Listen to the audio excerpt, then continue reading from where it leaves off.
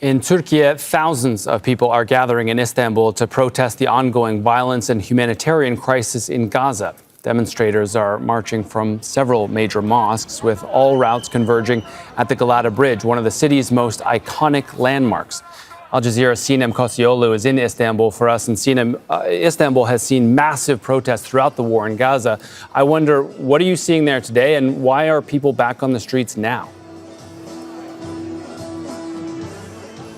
Well, Scott, for the last 2 years, Turkish President Recep Tayyip Erdogan's son, Bilal Erdogan, his younger son, who is hugely involved with youth organizations and NGOs, has been organizing, leading these protests on the very first day of the New Year. And this is another one, yet right before the New Year Eve, is starting from the morning prayer as of 7 a.m. local. People started to take to the streets, and I am right now on the Galata Bridge on the historical peninsula, which is also a very popular destination. Today is official holiday. That's why the security was able to seal off the area. There are huge security measures right now, and many people, including the Turkish sports clubs administrators, are expected here, and they have also been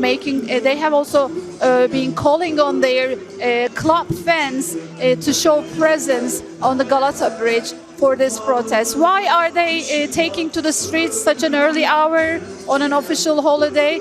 Turkish people have always been against the genocide in Gaza, and the Palestine issue is not considered as a cause not only by the Islamists or conservatives, but it is also considered as a cause by the leftists in Turkey, and not only the government or ruling AK Party, also the opposition has been very harsh on their criticism against Israel genocide in Gaza. And today people are trying to show their support on the very first day of the New Year, trying to show that they are standing with the Palestinian people.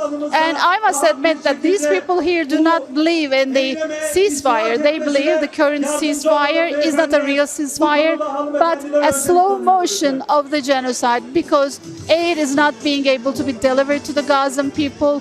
Still struggle continues. They want this stop, and this is why they are here. Yeah, and Sinem, I wonder if you could ask your camera just to widen out or pan a little bit, just to show us what looks like an incredible scene and a lot of people. Well, I'll ask you this question. Turkey has obviously already cut off trade with Israel. It's closed its airspace to Israeli airlines, and Israeli ships can't even enter Turkish ports and vice versa. So I wonder, is there something more that people there want their government to do in response to this situation in Gaza? Definitely. Let me first step aside and ask my cameraman to move his camera a little bit so that you can see the crowd. People are here. People are standing here since the very early hours. I spoke to some of my journalist colleagues. They say even around 5 a.m. local people, some people were here.